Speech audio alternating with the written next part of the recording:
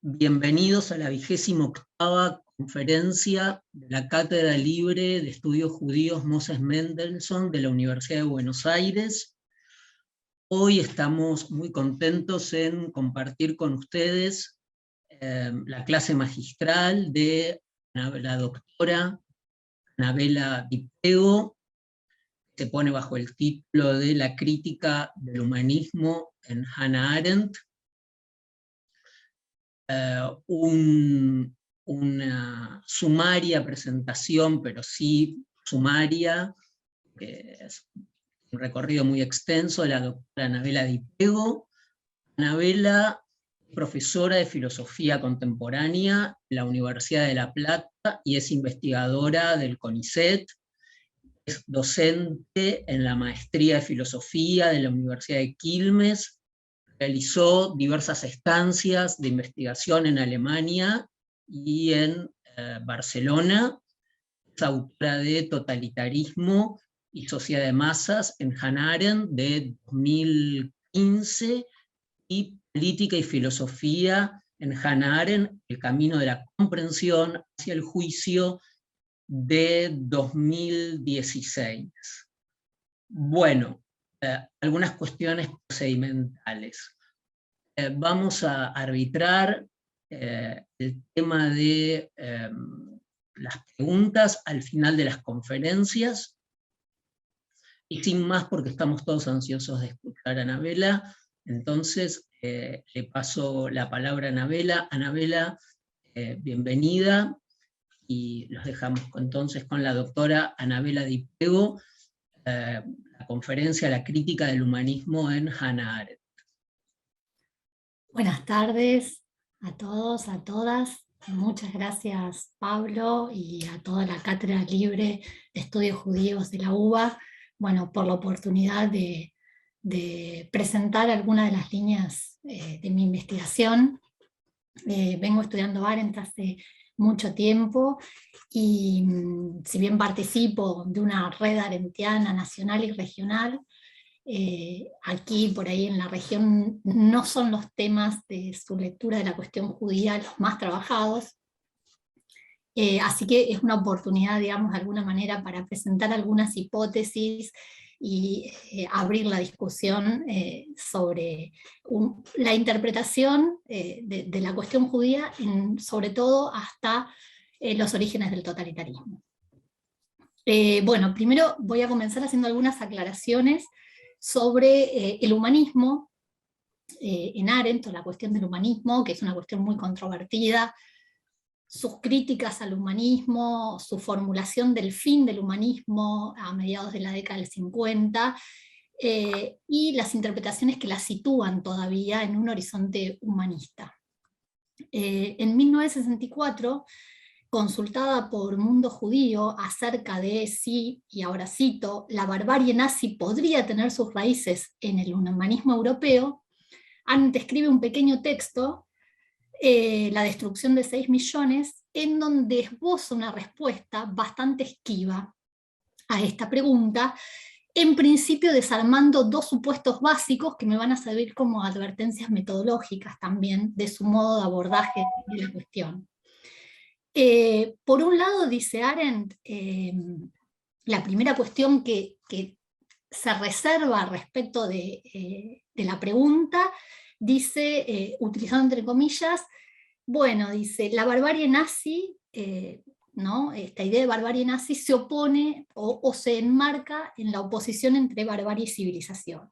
Y Arendt dice, los nazis, por desgracia, estoy citando, no eran bárbaros, e incluso sospecho que su pregunta le ha sido sugerida por esos asesinos en masa, lectores de Hölderlin y con títulos académicos que fueron tan prominentes en la burocracia nazi. Entonces esa es la primera cuestión, ¿no? No puede interpretarse los crímenes del nazismo como un suceso exterior a la civilización occidental, ¿no? Y Arendt así se refiere en Orígenes del totalitarismo, nos dice, la aparición de gobiernos totalitarios es un fenómeno interior, no exterior a nuestra civilización. O sea que esta oposición entre barbarie y civilización de alguna manera no es un buen punto de partida para indagar, porque es necesario ver cómo la civilización produce, dice, la barbarie en su propio seno. Esto ya nos muestra que su aproximación, tanto a la historia europea como a las tradiciones del pensamiento occidental, van a requerir, digamos, van a tener un carácter de una autocrítica, digamos, ¿no? No van a estar exentas de problematización. Y por otro lado, la otra cuestión que Arendt objeta de esta formulación es la idea de, dice entre comillas también, la raíz del nazismo. Bueno, Arendt no considera que puedan delimitarse una raíz en el sentido de una explicación causal, de un nexo causal entre determinados acontecimientos y el nazismo, sino como vemos en su libro sobre el totalitarismo, que incluso reniega de esta expresión orígenes y dice que tendría que haberlo llamado directamente elementos, porque orígenes también conectaría, aunque ella lo está usando de una manera particular, pero en una primera lectura podría conectar con esta idea de raíces. Y dice, más bien de lo que se trata es de elementos subterráneos de la tradición occidental, que de alguna manera fueron desplegándose, y que irrumpen en determinado momento y cristalizan en el fenómeno totalitario. Es decir que cuando abordamos esta cuestión no podemos buscar causas, pero sí elementos que se van desarrollando y que confluyen en el totalitarismo. Entonces, a partir de esto, la propuesta es específicamente rastrear el papel del humanismo en el análisis de orígenes del totalitarismo, que justamente como es una cuestión tan compleja, no puede responder en unas líneas, porque requiere todos estos matices, con la advertencia de que frecuentemente es considerado que Orígenes del totalitarismo es una obra histórica, donde las tradiciones intelectuales no desempeñan mayor papel. Por ejemplo, esa es la lectura de Margaret Canavan.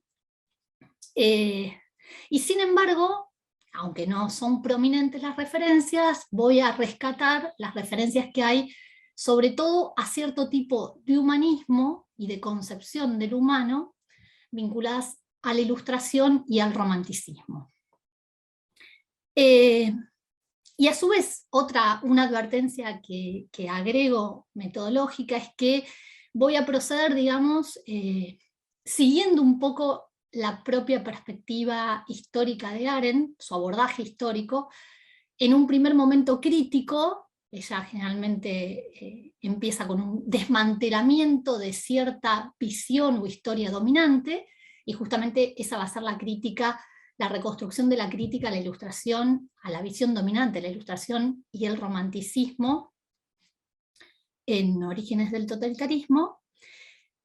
Y luego, a partir de ese desmantelamiento, Arendt considera que justamente se puede poner en marcha un pensamiento que rescate otros sentidos que han sido olvidados por las tradiciones dominantes, ¿no? Su idea del pensamiento como una actividad de pescar perlas, que en inglés es bucear, sumergirse en las profundidades, ¿no? Entonces, ahí me voy a referir específicamente su lectura de la secularización como una forma que le permite, y en particular de la secularización inconclusa del judaísmo, otra lectura, otros sentidos de lo humano y otra tradición, que ella va a denominar una tradición oculta, en las cuales, que serían pilares de su dimensión constructiva o política propositiva. ¿Qué quiero decir entonces? Que el humanismo va a ser al mismo tiempo objeto de crítica en Arendt, va a rescatar otros sentidos del humano que tienen que ver con la tradición judía, y va a pensar de ese modo alternativo en contra de la tradición dominante la cuestión de la humanidad. Esos van a ser los momentos, así que también me voy a organizar como en esas tres partes. comenzando con, bueno, la parte crítica, digamos, de la crítica de la Ilustración y el Romanticismo. Antes de Orígenes del Totalitarismo encontramos un texto escrito en 1932, publicado en 1932, en la Revista para la Historia de los Judíos en Alemania, que se llama La Ilustración y la Cuestión Judía. Parte de ese texto luego es incorporado a los Orígenes del Totalitarismo. Lo que llama la atención de ese texto es que, aunque hace referencia a la Ilustración en el título, analiza, ¿no?, dos figuras destacadas de la cultura alemana de mediados y fines del siglo XVIII, Lessing y Herder, y como bien sabemos, Herder, incluso ella misma lo reconoce, tiene una influencia decisiva en el romanticismo alemán. Bueno, eso no es un descuido de Arendt, sino que es un poco lo que va a intentar mostrar, que la Ilustración y el romanticismo, o el romanticismo, a pesar de mostrarse en disputa con la Ilustración, comparten un suelo común, que va a ser objeto de su crítica. Y por eso, en ese mismo texto ya hace una referencia al romanticismo como, cito, la tradición alemana que merece la mayor consideración en relación con la cuestión judía. Bien, así que ahora quisiera hacer algunas referencias a cuáles serían esos elementos de Lessing y de Herder, y sobre todo de la recepción en ese momento de sus obras. O sea, Arendt se encarga, por ejemplo, de señalar que en el caso de Lessing resulta decisiva, digamos, la recepción de Nathan el Sabio, pero que señalar al mismo tiempo sus reservas respecto de esa recepción. No cree que sea una recepción, por decirlo de alguna manera, correcta o apropiada. Sin embargo, lo que le interesa es ese clima cultural en el que se producen las obras y que se va forjando una determinada manera de concebir al otro, digamos, ¿no?, fundamentalmente. Y que tiene que ver, digamos, con un movimiento cultural, digamos, concebir a la Ilustración como un movimiento cultural que impulsa lo que ella denomina un nuevo humanismo, ¿no?, un humanismo renovado que va a bregar por la asimilación de los judíos, ¿no?, la asimilación en el sentido de una integración social, y pensando ese nuevo humanismo, a los judíos, dice, por ejemplo, Lessing los piensa como modelos más puros de humanidad, o Herder como nuevos especímenes de la humanidad.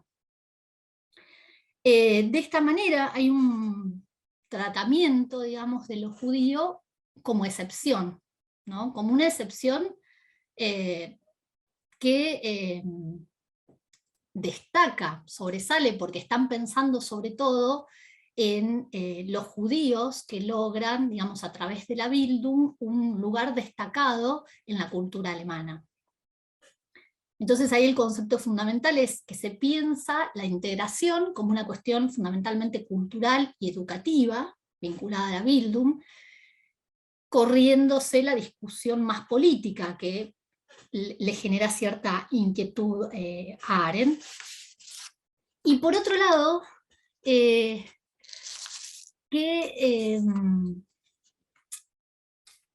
toma, digamos, como tipos de humanidad, en el sentido de, o ejemplos, en el sentido de cómo un pueblo que es considerado atrasado, aún, digamos, pueden mostrar cómo todos pueden llegar a ser parte de ese concepto de humanidad, a través de la formación. Y de alguna manera ese llegar a través de la formación, digamos, esa Bildung es la condición necesaria para la integración, asimilación social de los judíos, que a su vez es la condición necesaria para la emancipación política de los judíos. Entonces Arendt, que ya había trabajado este problema de la asimilación detenidamente en su libro sobre Rachel van Hagen, le interesa justamente qué ¿Qué problemas se anudan en torno a esta concepción de la asimilación y del otro, ¿no? Que no es privativo de la Ilustración, sino que va a permear, digamos, a la tradición europea moderna? Por un lado, esta cuestión de que esa asimilación requiere necesariamente, digamos, renunciar a la propia tradición. Para que sean asimilados, los judíos en el ámbito público tienen que dejar de manifestarse, de ser vistos como judíos. Y eso habla de la imposibilidad de la Ilustración, digamos, de pensar la diversidad tanto en manifestaciones individuales como la diversidad de los pueblos y de las culturas. Y por otro lado, esta idea de que se erigen en especímenes de la humanidad, remite a una idea de humanidad genérica que pretende, digamos, en su universalidad dar cuenta de cualquier ser humano, pero en la medida en que concibe ese cualquier ser humano en apariencia despojada de las tradiciones culturales históricas, no hace más que posicionar en ese lugar genérico al europeo dominante. Es decir, ahí hay una crítica respecto de esta idea de humanidad genérica, y que Arendt dice el terror que despierta esta idea genérica de humanidad, ¿no? Y de lo que sería asimilarse a ese concepto de humanidad. Por otro lado, esta idea de pensar la asimilación en términos, y en pensar los procesos políticos en términos individuales, ¿no? Como si fuese el tránsito del individuo a través de la formación el que le aseguraría la integración social y luego la posibilidad de la emancipación. Bueno, eso es característico, digamos, del pensamiento liberal moderno, ¿no? No poder pensar en términos, o pensar en términos de individuos genéricos, de individuos sin arraigo, sin tradición y sin historia,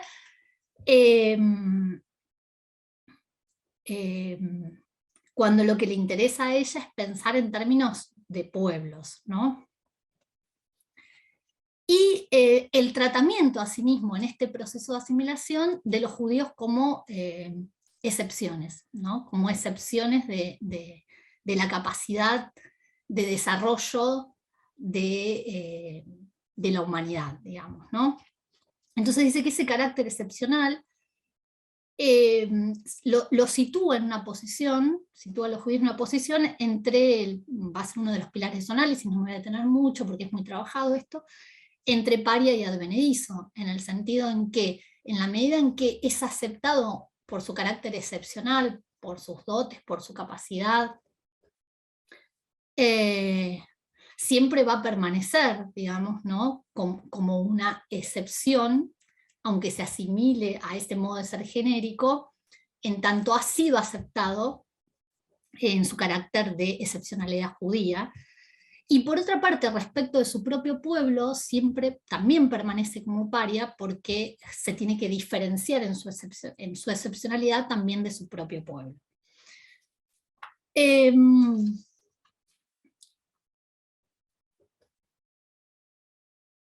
Aunque hasta aquí he citado, digamos, brevemente lo que dice de Lessing y de Herder, me interesaría ahora estas partes, estas referencias a Herder, a la Ilustración y a Lessing se encuentran en la primera parte de Orígenes del totalitarismo, dedicada a la cuestión del antisemitismo, y ella había dicho que estas corrientes son fundamentales para entender el surgimiento de lo que considera el antisemitismo moderno. Pero el romanticismo tiene además un tratamiento, además de estas referencias a Herder en Orígenes del totalitarismo, en la segunda parte del libro, que está dedicada a la cuestión del imperialismo. Entonces hay ahí como una apuesta de Arendt a mostrar que no solo el romanticismo es relevante para entender el desarrollo del antisemitismo, sino también del pensamiento racial. Y en esto el romanticismo, digamos, de alguna manera va más lejos que la ilustración. Y Arendt los vincula con ciertos conceptos básicos del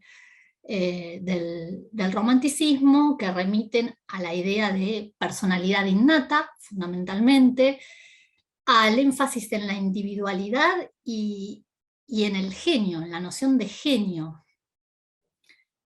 como formas en que la ascendente burguesía, digamos, trata de posicionarse frente a los privilegios de los nobles, ¿no? Pensando que hay ciertos caracteres innatos que son incluso más venerables que los títulos de nobleza, porque justamente no pueden ser arrebatados, son innatos. Y si bien eso se aplica, esta idea de personalidad innata, de genio, de sentimiento, a ciertos individuos, también empieza a utilizarse en general por la burguesía para caracterizar a otros grupos sociales y también a otros pueblos, ¿no? A otros pueblos que son considerados inferiores, y Arendt dice esto vinculado al desarrollo del nacionalismo alemán en 1814, a comienzos del siglo XIX, con lo cual se tipificaba de este modo, digamos, como quienes carecían de genio, de personalidad innata, de estos caracteres que destacaban a la personalidad en el sentido romántico, eran, por ejemplo, los franceses, los ingleses y los judíos. Y ahí quisiera hacer una muy breve referencia al libro sobre Rachel van Hagen, destacando, bueno, que en el título, en alemán, ¿no? Ella se refiere a la vida no solo de una mujer judía, sino de una mujer o una judía alemana del romanticismo. ¿Sí? Así que ahí encontramos un tratamiento del romanticismo, pero también de qué es esto de ser una judía alemana en la época del romanticismo. Y sobre todo la tematización de cómo los salones judíos se habían erigido en un ámbito de discusión intelectual, un espacio público o semipúblico, muchas veces presididos por mujeres, que reunían, dice, bueno, a intelectuales destacados y también a aristócratas ilustres y a intelectuales de clase media. Justamente con los acontecimientos históricos, digamos, son reemplazados estos salones por la legislación napoleónica por lo que se llama las Tischgesellschaft, que se modelan en torno de las sociedades patrióticas. Y Arendt destaca varias cosas de este cambio. Por un lado, que son reuniones exclusivas, donde los protagonistas principales, que antes no tenían mayor relevancia en los salones judíos, son encumbrados funcionarios públicos y también hombres de negocios influyentes, junto con aristócratas ilustrados. Y que estas sociedades tienen estatutos en los que prohíben y excluyen, pero la palabra es prohíben, la participación de las mujeres, de los filisteos, de los franceses y de los judíos. O sea que este nuevo espacio romántico, que atravesado por esta confluencia entre el nacionalismo y el romanticismo, da lugar a espacios públicos sumamente excluyentes en relación con los espacios públicos precedentes de los salones. Y esas exclusiones, bueno, también son las que atraviesan el ámbito social en la tematización tanto de otros sectores sociales como de otros pueblos. En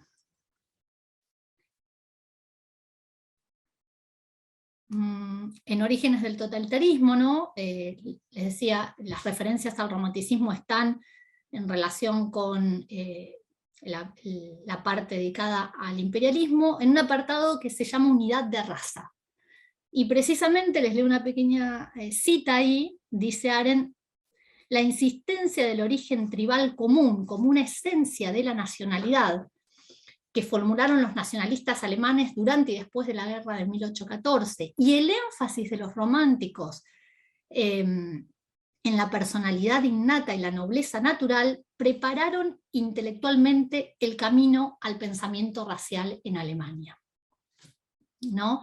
Y se refiere a sí mismo, en este sentido, a la irresponsabilidad de las opiniones románticas. Bien, así que en Orígenes del Totalitarismo, si bien se focaliza el análisis sobre todo en el plano de las prácticas y del desarrollo tanto histórico como social de ciertos procesos, también encontramos la tematización del papel de estas corrientes intelectuales en el surgimiento del antisemitismo y del pensamiento racial. Ahora pasando a la segunda parte, que trata de mostrar, digamos, cómo hay un intento de recuperación luego de esta crítica de otros sentidos y de otra forma de entender también la modernidad en Arendt, o sea que no es solamente un trabajo crítico, sino que también hay una recuperación de legados invisibilizados que ofician como estas perlas, ¿no? Como que deben ser sacados de ese contexto y recuperados. Quisiera referirme a cómo entiende la secularización Arendt.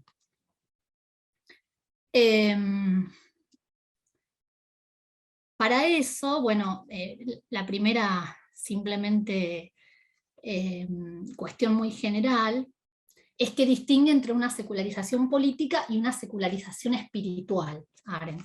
Y se ocupa fundamentalmente del tema en un texto de 1947 que se llama La creación de una atmósfera cultural.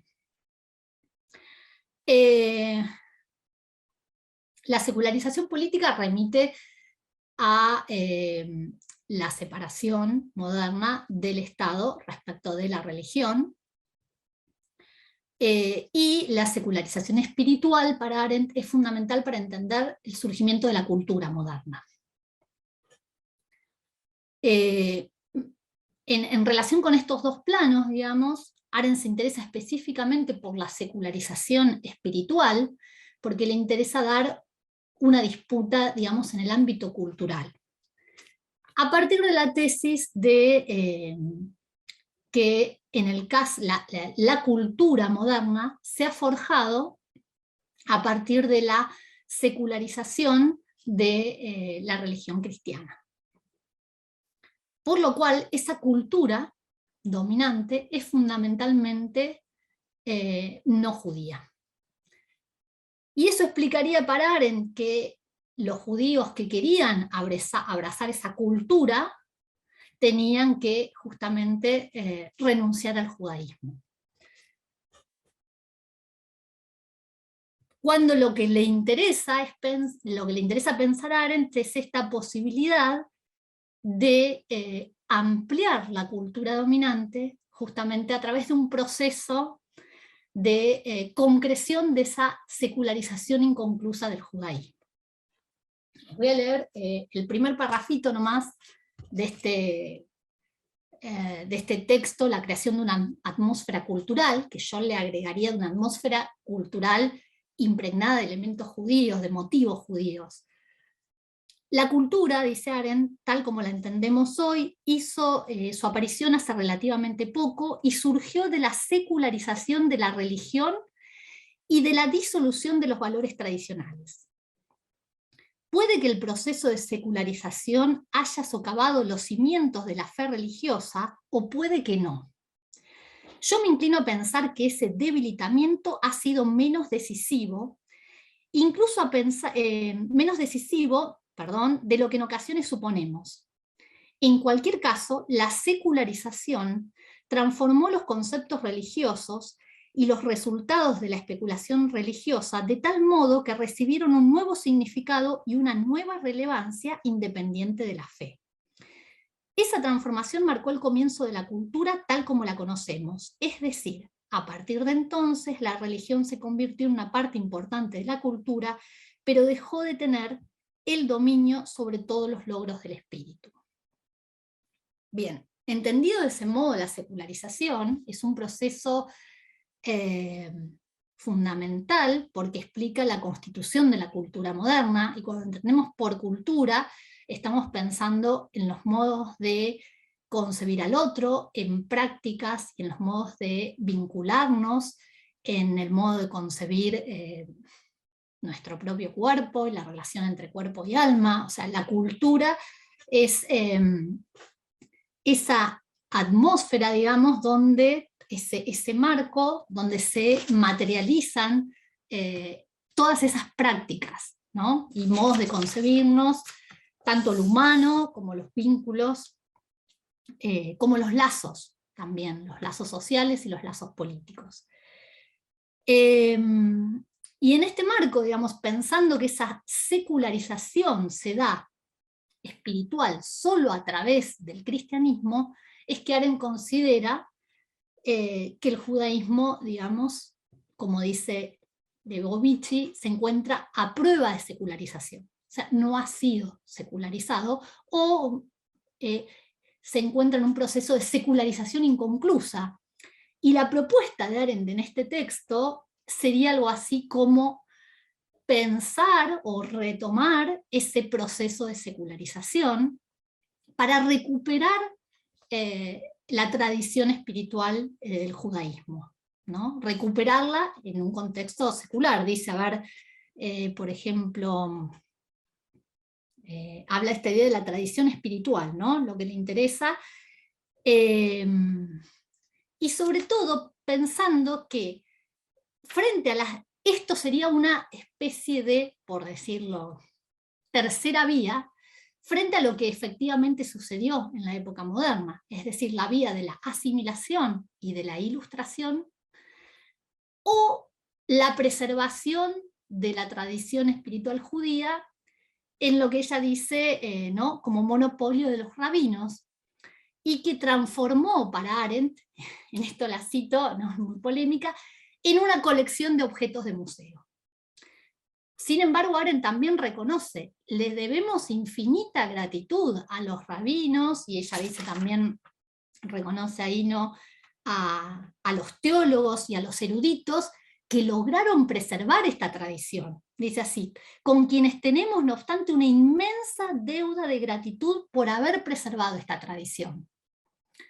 Pero la tarea sería, digamos, ¿no?, recuperar esa tradición, no solo en un marco exclusivamente teológico judío, sino en una atmósfera cultural que esté impregnada de esos elementos judíos, de esos motivos judíos, y que permitiría una resignificación de la cultura dominante.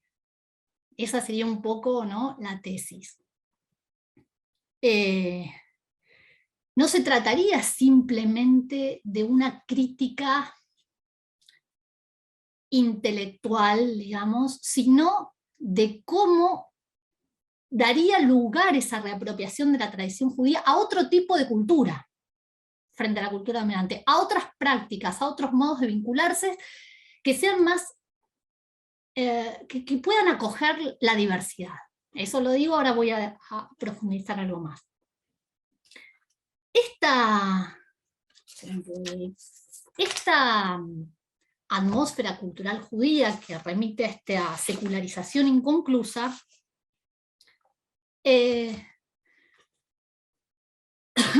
no, obviamente que si bien la tradición dominante ha sido, digamos, esta que decía Arendt, más de los rabinos, la teología, también encuentra ella o empieza a desplegar ese intento de reconstruir una tradición invisible, olvidada, pero que retrospectivamente la podemos construir, que es una tradición que denomina, esto es bastante conocido ella, la tradición oculta del judaísmo, donde aparecen nombres en su ensayo propiamente titulado La tradición oculta, que es de 1944, o sea, un poco anterior a la creación de una atmósfera cultural. Aparecen nombres como Bernard Lazare, Heinrich Heine, Chaplin, Kafka.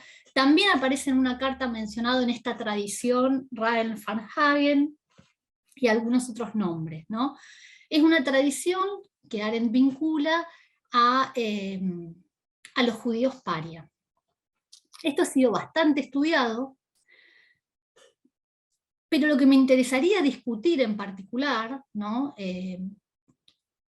Porque la figura del paria, sin lugar a dudas, es una figura muy potente para pensar la situación de diversos pueblos a lo largo del siglo XX y minorías, e incluso para pensar todavía la situación de los refugiados, y eso ha sido profusamente trabajado. Me interesaría pensar si esta tradición de los judíos paria tiene elementos judíos, propiamente judíos, teológicos, se impregna, o es simplemente una tradición de los judíos como paria, que es lo que interpretan, por ejemplo, en general Bernstein, que dice, bueno, Arendt dice que esta es una tradición judía, pero lo que ella toma finalmente es simplemente la figura de paria, y que los parias podría ser el pueblo judío como otros pueblos. No hay nada específicamente judío en esa tradición. Me interesaría discutir un poco esa interpretación. Por cierto que no hay una enumeración ni explicitación de esos motivos judíos en Arendt, sino que es un trabajo que más hay que reconstruir o seguir las huellas, porque también es cierto que como ella está pensando que esos motivos tendrían que ser secularizados, no serían motivos inmediatamente teológicos, sería sino cómo están imbricados esos motivos teológicos en dimensiones más amplias. Por eso ese énfasis en que la secularización implica una transformación, ¿no? No va a ser simplemente una reapropiación, hay una transformación. Así que es como una reconstrucción de ciertas, como que la presencia en esta de los judíos, de la dimensión teológica judía, serían huellas invisibilizadas de alguna manera. Y un poco en términos de vestigios, ¿no?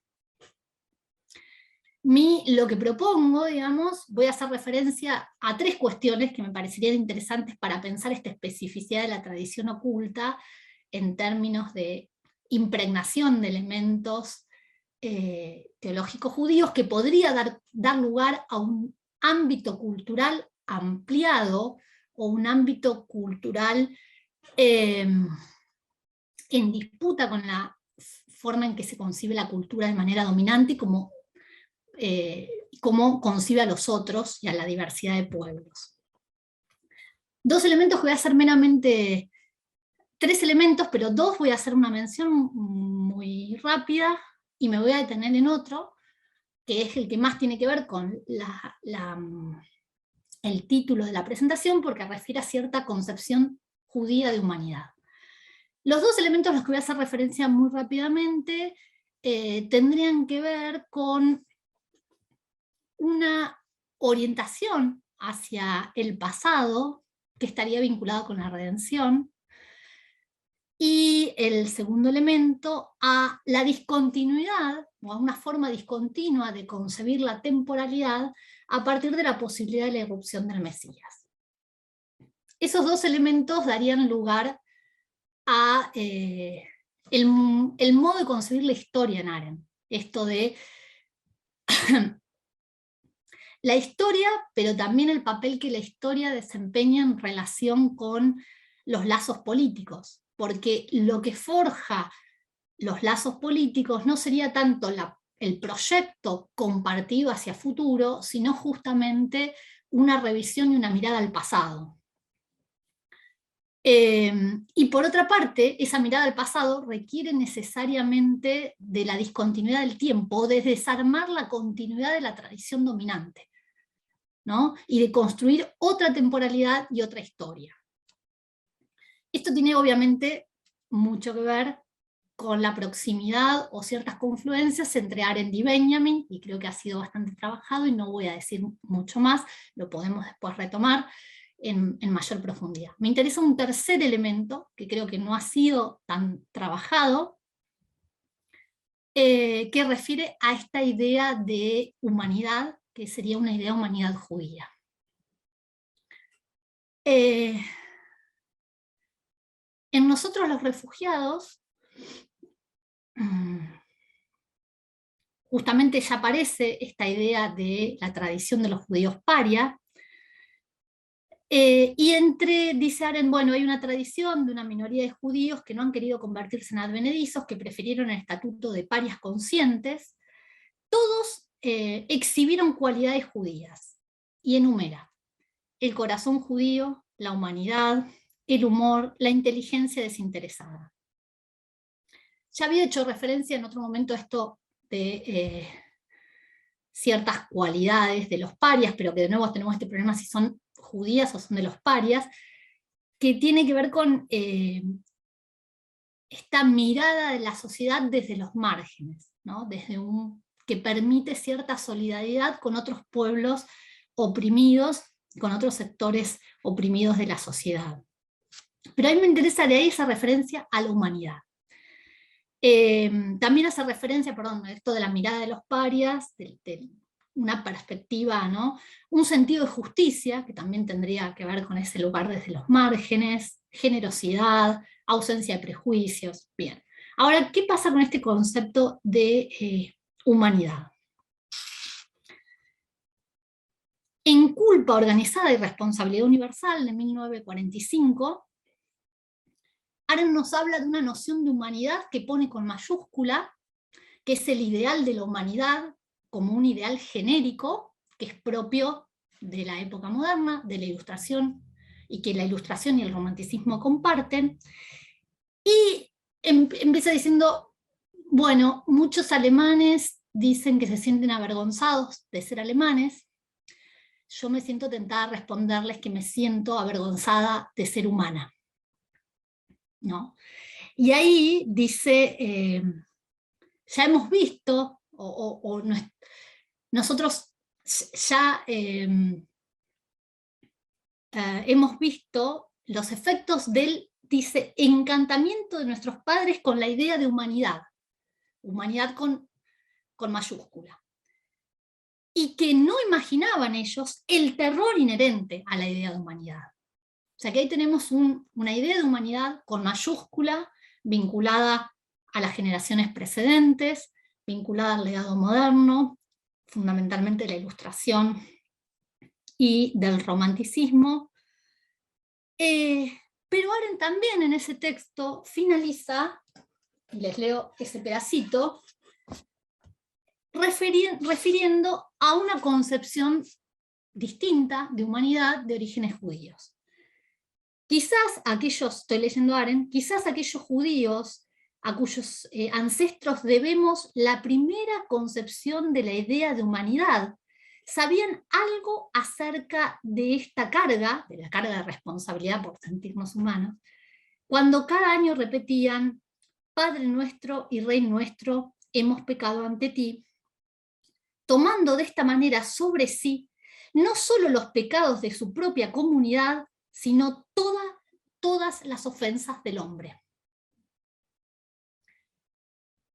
Esa noción judía de humanidad está íntimamente vinculada para Arendt con el mesianismo judío, en donde el pueblo judío viene a redimir a la humanidad, es decir, a todos los pueblos. Y esa noción de humanidad, por tanto, no remitiría, y a la redención de la humanidad, a una indistinción de los pueblos, sino a una mancomunión de pueblos. Lo que Arendt utiliza un concepto que lamentablemente en castellano es muy difícil de rastrear, hay que leerlo en inglés porque lo han traducido de diversas maneras, que es comunidad de pueblos, community of peoples, que también utiliza a veces, pero con menos frecuencia, community of nations, comunidad de naciones. Esto ha sido traducido a veces como comunidad de pueblos, a veces como convivencia armónica de pueblos, de manera que muchas veces se pierde que es un concepto de Arendt. Y esta comunidad de pueblos, para que se den una idea, aparece ¿en qué texto? Por el honor y la gloria del pueblo judío, el sionismo reconsiderado, un Estado binacional, la pregunta. Esa idea, ¿no?, de la humanidad no como sumatoria de individuos, sino como comunidad de pueblos, donde lo que hay que buscar es la convivencia, articulación de esa diversidad de pueblos existentes, no la reducción a una idea genérica de humanidad pensada en términos individuales del ser humano abstracto. Y esa noción de comunidad de naciones claramente está en disputa con la concepción dominante del Estado-Nación, porque el Estado-Nación, ¿no?, que saben que es un objeto que es una temática que Arendt ha profundizado y criticado, obviamente hay una nación dominante y surge el problema de todas las naciones minoritarias que quedan bajo ese Estado, porque el Estado responde, el Estado-Nación, a una nación dominante. De alguna manera, dicen, no hay manera de solucionar el problema de las minorías en el marco de un Estado-Nación, porque eso va a siempre suponer, digamos, que los derechos corresponden al Estado Nacional, y en todo caso ver vías excepcionales de extender ese derecho. De lo que se trataría entonces de pensar si en vez de la unidad en términos nacionales, por un territorio compartido, se puede pensar esta idea de comunidad de pueblos. Y esta idea de comunidad de pueblos se encuentra en relación con otra cosa que también tenemos muchos problemas en castellano, porque en los escritos judíos aparece reiteradamente la palabra patria, pero Arendt utiliza 3 palabras en inglés que tienen connotaciones completamente diferentes. Arendt utiliza fatherland, que tiene connotaciones críticas y está vinculado al Estado-Nación, y sería patria en sentido estricto; motherland, que podríamos traducir como madre patria; y homeland.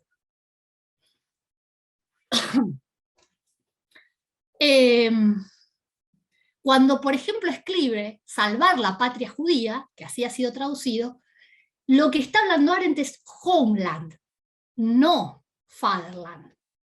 Y esto es muy importante porque hace referencia al tipo de lazos políticos que sustentan a estas comunidades. Y en qué sentido permiten una comunidad de pueblos o solamente piensan en una unidad, un Estado en torno a una nación. Hay un fragmento, ¿no?, donde aparece explica qué entendería por motherland, y por motherland ella entiende como la madre patria en el sentido de un territorio, de un espacio, independiente de la organización política que se den, pero de tener un lugar propio en términos de territorio, en términos de un arraigo. Claramente dice, los judíos en este sentido nunca han tenido una madre patria, ¿no? Está escribiendo siempre, estos son textos previos, digamos, a todos los que me refiero a la fundación del Estado de Israel. Y homeland sí refiere a la forma de organización, digamos, como una forma de organización que se trataría de esto. Cuando alguien dice salvar la patria judía, no está hablando de patria en el sentido de, ¿no?, derivas de un Estado-nación, sino está hablando de una determinada forma de construcción de los lazos políticos, ¿no?, y que le interesa salvar, y que ahí ve como una forma alternativa a los vínculos pensados simplemente por nacer en un territorio o por pertenecer a un pueblo determinado. Así que digo, estos son... me parece interesante pensar que la tradición oculta del judaísmo también remite a esta concepción de humanidad que Arendt piensa fundamentalmente a partir de la herencia judía, y que le daría esta vuelta, ¿no?, que vemos cómo Arendt parte de criticar al humanismo, desmantelar el humanismo en esta visión dominante moderna de la Ilustración y del Romanticismo, y luego, escarbando en la tradición, a partir de esta idea de una secularización inconclusa, recupera otros motivos judíos que le permiten pensar constructivamente de otra manera, digamos, los lazos y las formas de vincularse que estén a la base de las comunidades políticas. Bueno, muchas gracias.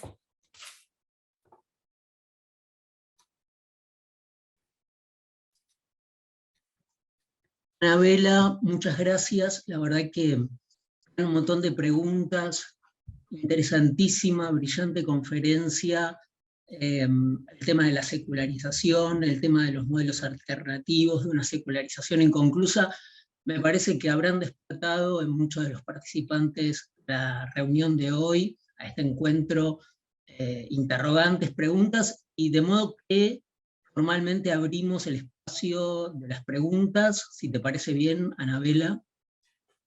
Sí, por favor. Bien, abrimos entonces. Sí. Opiniones. Pueden pedir la palabra en el chat, o quien prefiera puede escribir su pregunta en el chat y nosotros la leeremos. Entonces le paso al profesor Lumerman la función de las preguntas. Creo que hay una pregunta de Liliana.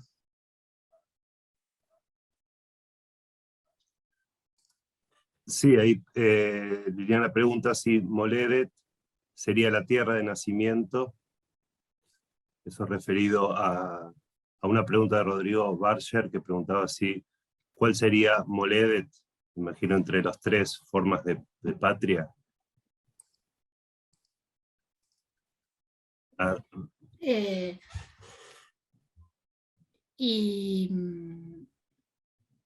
Creo que remitiría ahí, digamos, no está tampoco esta distinción. Sí hay una referencia clara en un fragmento a Motherland, digamos, ¿no? Y en qué sentido, esto también es interesante para relativizar también esta idea de los judíos como carentes de mundo, digamos, en la modernidad.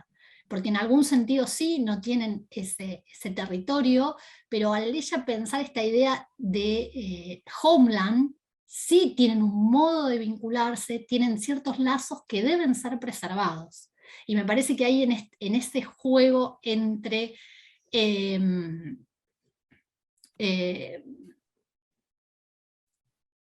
territorio, pero como el territorio, aunque es una condición, dice ella, que posibilita la politización, de qué manera también se puede pensar los vínculos, y de hecho en eso es lo que le interesa, ¿no? del judaísmo, cómo construye, cómo ha construido y salvado esa tradición y esos vínculos, aún no teniendo ese espacio territorial.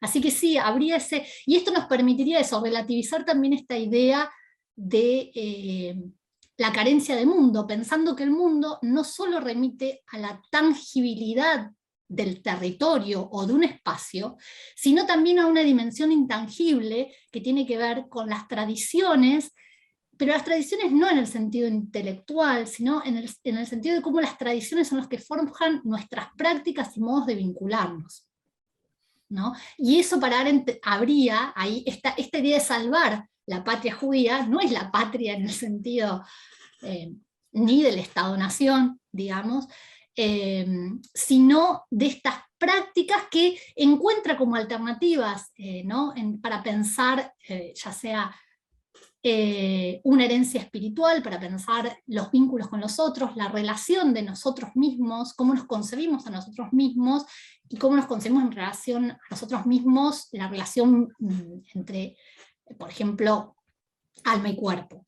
Así que sí, efectivamente creo que habría que ponerlo más del lado, diría yo, en ese juego entre la dimensión tangible e intangible del mundo. Y cómo eso permite matizar esta idea de que los judíos no tienen mundo, o no tienen Estado. Bueno, encontrar una serie de distinciones que nos permitan, y que eso, ¿no? Rescatar esa tradición en su materialidad también, aunque no tenga un territorio determinado.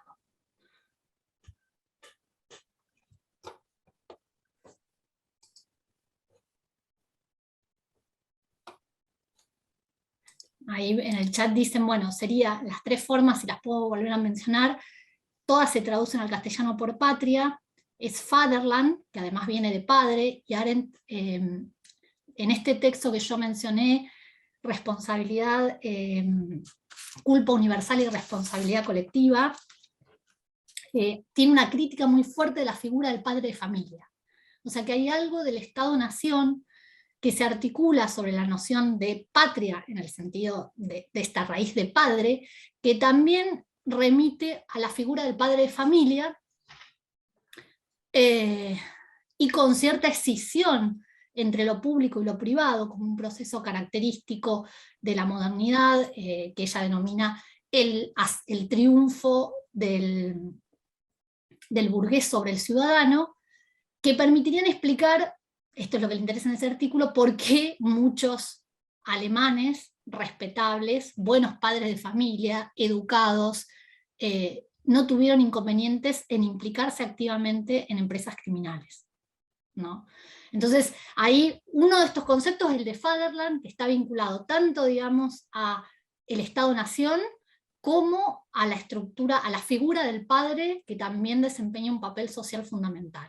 Y que Arendt siempre es crítica en referencia con este concepto de Fatherland, tanto por las derivas nacionalistas, como por las formas de estructuración de las relaciones sociales. Y los otros 2 conceptos que aparecen son Motherland y Homeland. Gracias. Francisco Parra hace un comentario, dice, habría grandes diferencias con la patria de la que habla el romanticismo, especialmente en Hölderlin, si bien Heidegger tomó para sí esta noción. No sé si querés hacer algún comentario al respecto. Bueno, ahí lo primero que se me ocurre, dependería de la lectura que hagamos de Hölderlin, ¿no? Pero en principio, si es una lectura dominante, diría que no es ese concepto de patria. Lo que se me viene a la cabeza, por eso estas respuestas así genéricas, es el tratamiento que hace Walter Benjamin de Hölderlin en Cartas de Alemanes, en donde trata de correrlo de esa forma nacionalista, patriótica, o de concebir la patria. Así que digo, podría haber disputas en torno a cómo se interprete. Y podríamos disputar el legado, si Hölderlin queda de un lugar patriótico, nacionalista o no, pero la visión dominante, sí, como tendemos cómo ha sido recepcionado Hölderlin de manera dominante en Alemania, en la cultura occidental, diríamos que no, que es otra forma de entender la patria, que, no sé, en esto habría que pensar, fíjense que en Homeland está la raíz de hogar, ¿no? Esta idea de la comunidad como un hogar, en el sentido de un lugar que acoge, ¿no? Que es hospitalario, que recibe. No sé cómo lo podríamos traducir, ¿no? Esta idea de Homeland, digamos, ¿no? Pero claramente es muy problemático traducirlo como patria, porque está en disputa con esta noción, y creo que está haciendo uso de esa idea de home, de cómo hacer del mundo un hogar que acoja y que vincula a las personas sin que esos lazos sean pensados como en la patria de manera nacional o de manera sanguínea como en la familia, porque ahí sigue la analogía entre la patria y la familia.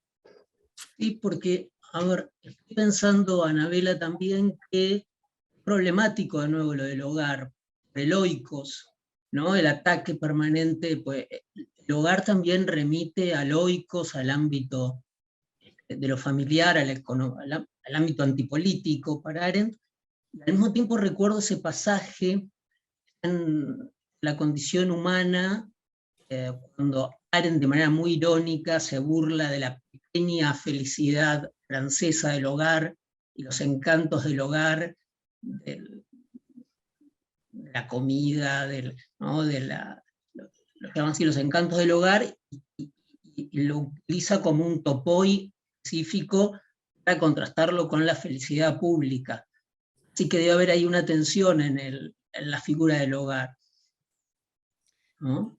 Sí, sí, sí, sin lugar a dudas, no está entendiendo, digamos, ahí, digo, este concepto obviamente es un concepto que ya cuando Sí, lo buscamos como homeland, la traducción que aparece es patria, digamos, no tenemos otro término, o sea que remite a un ámbito que es un espacio común, es un espacio público, digamos, no es un espacio compartido.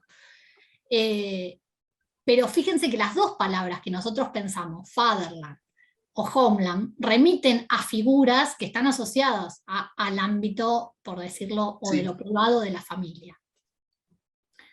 Eh, Claramente, digamos, Arendt, la figura del padre también aparece en la condición humana, la figura del padre y de cómo se forjó todo el derecho, digamos, a partir de la figura del padre.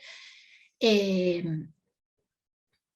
y son críticas, digamos, respecto de la simetría propia que supone, ¿no? Entre los miembros de la familia, es una forma de Absolutamente. Y organización. estoy pensando, Anabela, que aparte en la condición humana, cuando se refiere, cuando contrasta, ¿te acordás el respeto?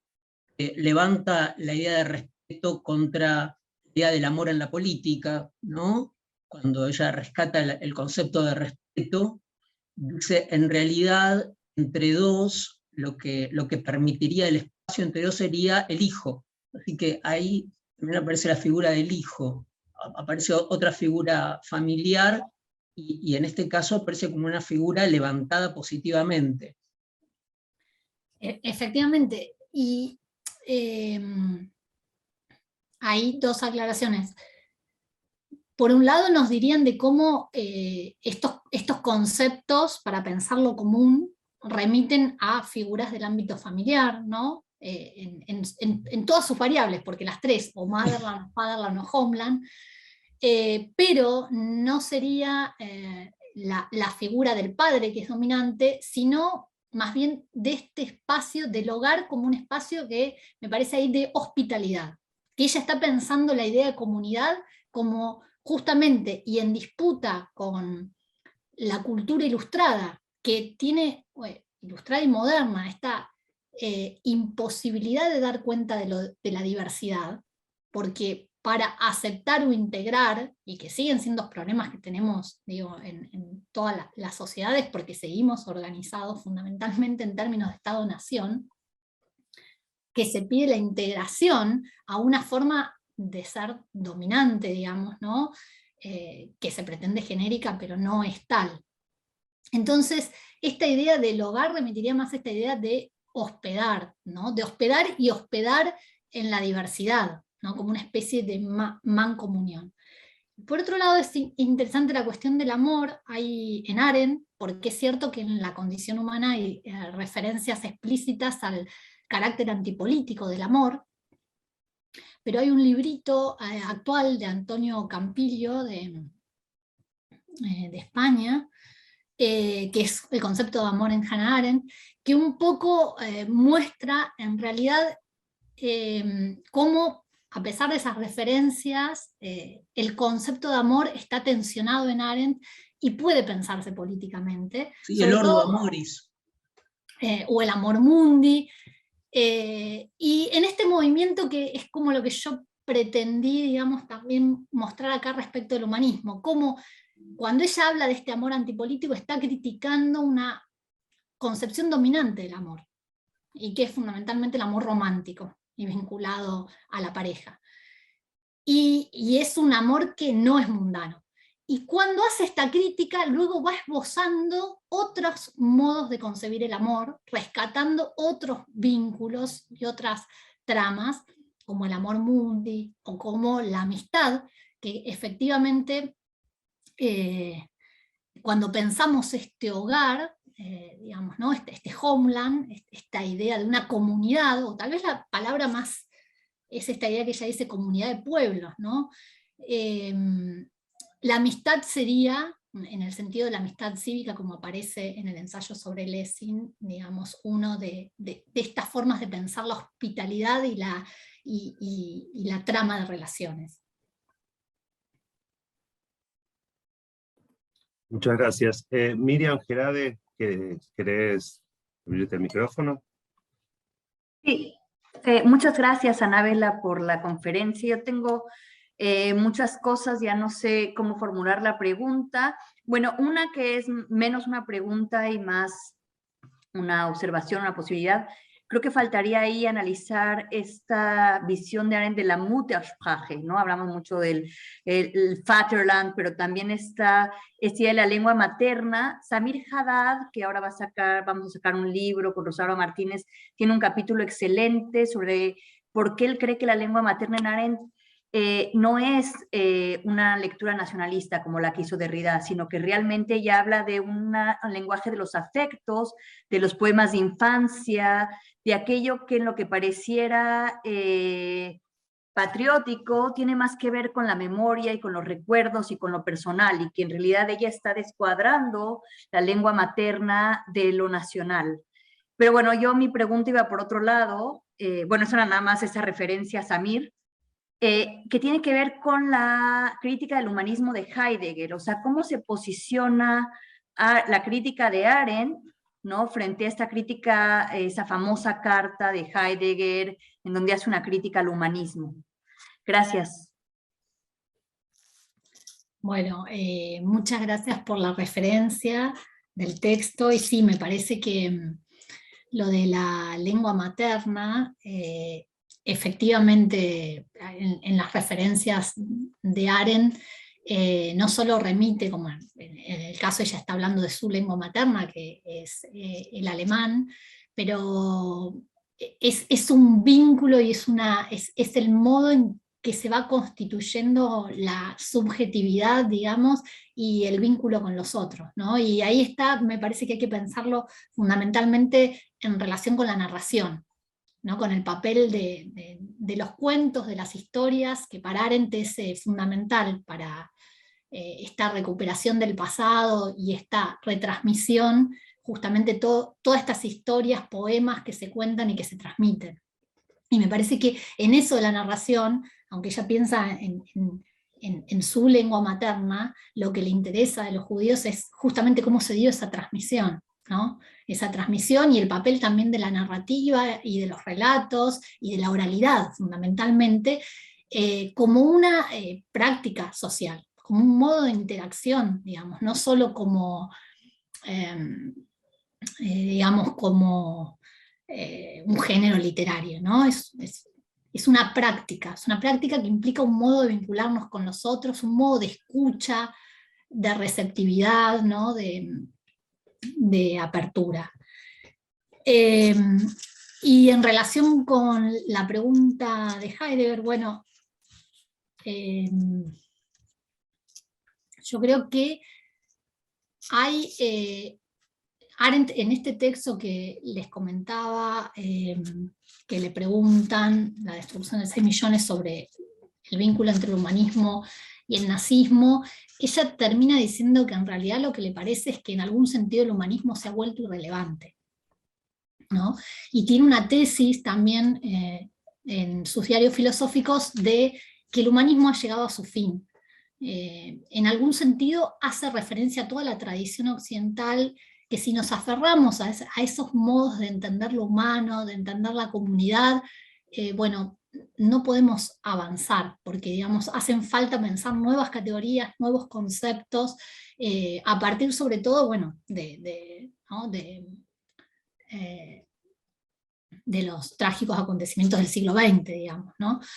Así que por un lado sí hay esta idea de la irrelevancia y del fin del humanismo, pero es muy diferente, digamos, el modo que creo que se aproxima más a la perspectiva de Benjamin, cómo esta crítica del humanismo y esta sentencia de cómo un humanismo dominante llega a su fin, a su vez requiere de rescatar de ese pasado otras formas de entender lo humano, ¿no? Y en eso es completamente diferente, digamos, ¿no? Hay primero como una tematización de la dimensión política que supone, que me parece que en Heidegger no está, y por otro lado un vínculo completamente distinto con la historia y con la propia tradición, que si bien puede compartir con Heidegger esta idea de hecho Arendt usa, yo les dije, desmantelar, que podría ser como este paso deconstructivo, destructivo de Heidegger. Luego la forma en que salva la tradición, lo que aflora de unas tradiciones minoritarias, y cómo eso son los pilares sobre lo que construye y vuelve a pensar los problemas, es completamente opuesto al caso de Heidegger, que se sigue pensando, diría Arendt, muy a la Descartes, a la concepción filosófica dominante, como el primero que está pensando de manera postmetafísica. El único y el primero, diría yo.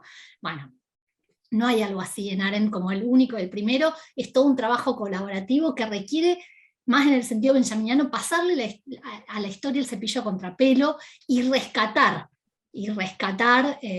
esas tradiciones espirituales que han sido relegadas o marginadas u olvidadas.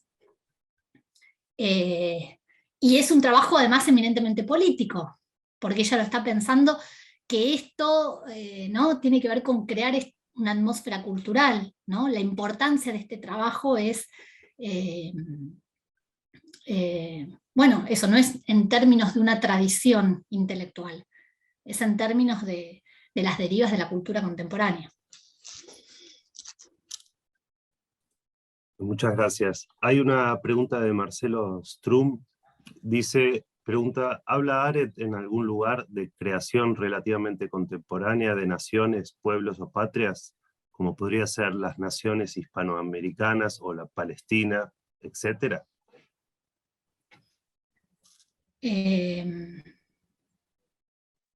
Arendt habla, bueno, le interesa fundamentalmente desde su perspectiva crítica la reconstrucción de los procesos de constitución de los estados-nación.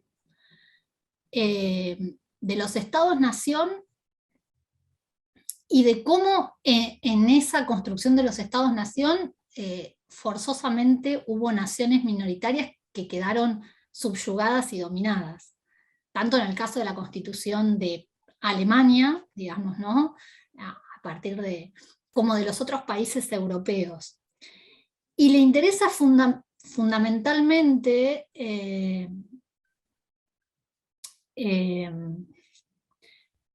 el impacto de la Primera Guerra Mundial en estos, ¿no? Con la caída de los que todavía quedaban estados multinacionales, y cómo se forman ahí estados nacionales que hacen surgir el problema de las minorías y el problema de los refugiados. Y en esto Arendt es muy clara, o sea, los campos de internamiento, dice ella, no son invención de los nazis, surgen después de la Primera Guerra Mundial en los países democráticos, como forma de tratar a las poblaciones que se consideraban indeseables o superfluas, porque no había ni siquiera ningún Estado que quisiera oprimirlos, ¿no? Y esto para mostrar cómo este problema, obviamente, se despliega en toda su fatalidad en Alemania con el nazismo, pero es un problema vinculado al Estado-Nación, digamos, ¿no? A pensar la organización del Estado en términos nacionales.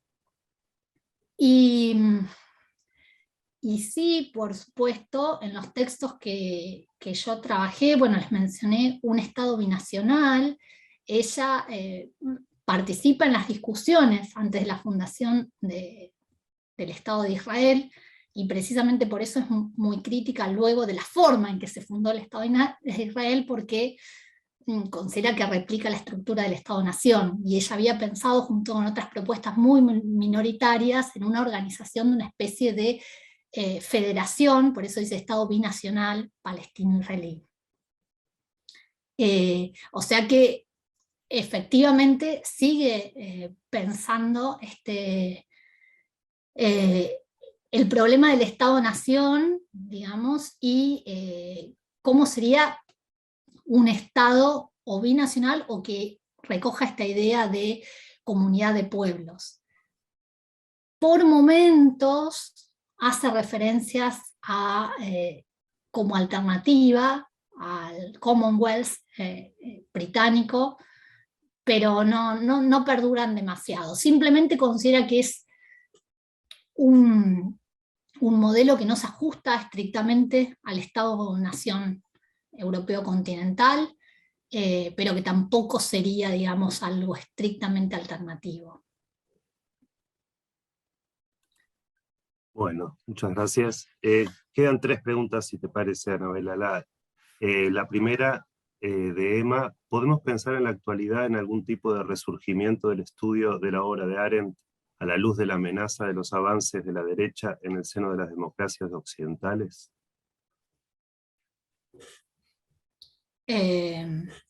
Sí, yo creo que de hecho hay, digamos, como una importancia creciente del pensamiento de Arendt. Eh, Podemos decir que se empezó a dar, digamos, en la década del 80, ¿no? Con ciertas... la recepción de Arendt está muy atravesada, bueno, yo no dije nada de eso, pero por orígenes del totalitarismo, en la izquierda me refiero, ¿no? O sea, y por su libro sobre la revolución, Orígenes del totalitarismo, se leyó en un principio como una especie de Biblia de la Guerra Fría, y obviamente a esto se sumaron las críticas de Arendt a la tradición de la Revolución Francesa sobre la revolución, por lo cual terminó siendo una pensadora en su momento, en la década del 60, muy resistida por los círculos de izquierda. Hay una anécdota muy curiosa. Agamben, que es muy arendtiano, digamos, le escribe una carta a Arendt en el 68, 69, enviándole un ensayo sobre la violencia que dice que no lo hubiese podido escribir sin la inspiración de Arendt, y sin embargo Arendt aparece muy poco en sus obras hasta Homo Sacer, El poder soberano y la nueva vida, en 1995. Y entonces en un momento le preguntan, bueno, ¿por qué no aparece Arendt en sus obras tempranas? Está esta carta. Y dice él, no se podía citar Arendt en Italia ni en Francia en la década del 60. O sea, era muy mal vista. Así que bueno, después de ese desencuentro, digamos, a partir de la década del 80, hubo distintas, y hay una reapropiación del legado arendtiano y un reconocimiento, digamos, de que es una pensadora política de alguna manera fundamental para las problemáticas que atraviesan el siglo XX. Y en relación con el ascenso de las nuevas derechas, y hay un texto que tal vez da la pauta de ciertas líneas, pero de los usos de Arendt hoy en día, de Simona Forti, que se llama Los nuevos demonios, donde trata de mostrar de alguna manera que hay en relación con lo que denominamos el mal, una determinada producción de la subjetividad que tiene que ver con la normalización, con la figura del padre de familia, ¿no? Que está a la base de ciertos procesos sociales de dominación. Es decir, que hay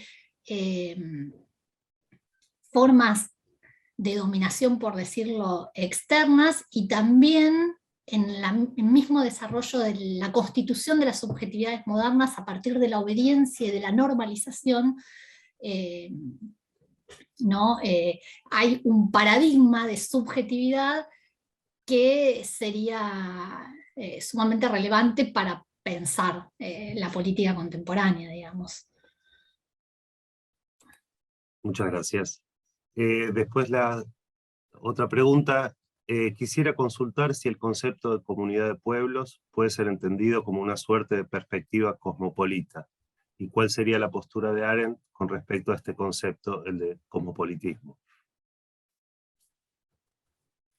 Bien, es muy interesante la pregunta. En Arendt encontramos una posición abiertamente cosmopolita hasta, creo que hay ahí una inflexión en su pensamiento hasta comienzos de la década del 50 o mediados de la década del 50, que creo que tiene que ver con el contexto internacional y con lo que sucede, sobre todo con la fundación de Naciones Unidas, etc. O sea, primero hay una apuesta muy grande a pensar como un orden cosmopolita, y luego se va diluyendo, ¿no?, las perspectivas que Arendt tiene respecto del cosmopolitismo, al menos en las figuras o cómo se desarrolló en la segunda mitad del siglo XX. Entonces, yo diría que, de nuevo, como en estos movimientos, sí se podría hacer una lectura cosmopolita de la noción de comunidad de naciones, sobre todo porque esta noción aparece en los textos, aunque se preserva después, pero sobre todo hasta la década del 50, y luego incluso podría jugarse con en qué medida esto permite pensar un cosmopolitismo que a su vez no sería las derivas de la política internacional dominante en términos de ciertas instituciones, ¿no? Incluso aparece la idea de, ¿no? de esto como una cosmopolítica en relación con, de nuevo, con el ensayo, el discurso que da cuando recibe el premio Lessing, de Hombres en tiempo, la humanidad en tiempos de oscuridad, ¿no? O sea que sería repensar un poco este concepto de humanidad de una manera que no remita a una idea genérica de humanidad, y repensar esa idea de cosmopolitismo también de una manera material encarnada, es decir, que implique esa comunidad de pueblos y no una especie de abstracción genérica. Pero por eso creo que están esos movimientos, ¿no? Críticos respecto de ciertas derivas de la noción de humanidad y de ciertas formas del cosmopolitismo abstracto universalista, pero los intentos de repensarlos con otras bases materiales e históricas concretas. Gracias. Bueno, y la última pregunta, también de Marcelo Strunk, dice, ¿dónde se refiere Arendt a la tradición vía narrativa o narrativas orales, etcétera? Bueno, hay algunas referencias, hay una referencia en el intercambio epistolar con Mary McCarthy, donde explícitamente le dice, bueno, qué es lo que ha pasado con la tradición de contar y de contar cuentos específicamente, ¿no? Que tiene muchas resonancias de nuevo al diagnóstico benjaminiano de la caída de la narración en el sentido de esta narración oral. Eso como específicamente relativo a la narración oral, ¿no? Pero obviamente la condición humana ha sido leída, sobre todo a partir de Ricoeur, digamos, como una especie de teoría de la narración o teoría narrativa que está a la base de Tiempo y Narración del propio Ricoeur, por supuesto con ciertas reservas y críticas, en donde él ve que la propia concepción de la subjetividad de Arendt se desarrolla en términos narrativos, pero además donde la narración no tendría que ver solo con la identidad subjetiva, sino con la trama de los asuntos comunes o compartidos. Es decir, la narración es parte de esta trama intangible, todas las narraciones orales que hacen al mundo compartido. Y esta es esa famosa frase que ella toma de Isaac Dinesen, todas las historias pueden soportarse, todas las penas pueden soportarse si contamos una historia sobre ellas, ¿no? Esto es un poco cómo nuestro vínculo con el pasado es de alguna manera volver a contar, ¿no? Volver a contar, y en ese volver a contar comprendemos, tendemos puentes, digamos, ¿no? Nos repensamos con los otros. O sea que más allá de que por ahí no hable de la narrativa oral, ¿no? Está pensando fundamentalmente la narración vinculada al discurso, o yo diría al revés, o sea, el discurso como la forma de interacción propia se piensa en términos narrativos. O sea, no es un mero discurso ni comunicativo, ni un mero... El discurso, para poder generar esos lazos políticos, es fundamentalmente narrativo. Bueno, muchísimas gracias. Pablo, ¿querés tomar la Sí, palabra? bueno, ante todo, agradecerle a la doctora Anabela Di Piego por esta fascinante clase magistral, donde revisitó temas, hizo planteamientos que a todos nos dejan pensando, y bueno, agradecerle muchísimo,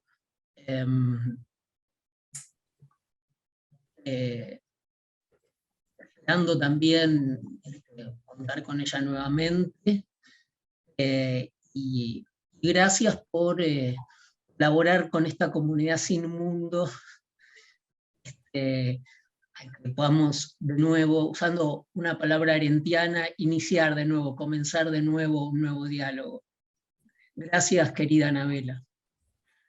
Gracias, Pablo. Bueno, gracias a toda la cátedra, gracias a todos los que participaron, escucharon, intervinieron. Para mí realmente un honor poder compartir estas líneas de investigación y esta idea de que Arendt encuentra, digamos, muchas claves para pensar algunas salidas a atolladeros políticos contemporáneos en ciertos conceptos apenas insinuados, pero que tirando y siguiendo la reflexión conjunta pueden ser potentes e iluminadores. Así que muchas gracias por el espacio. Gracias a vos, Anabela. Bueno, un aplauso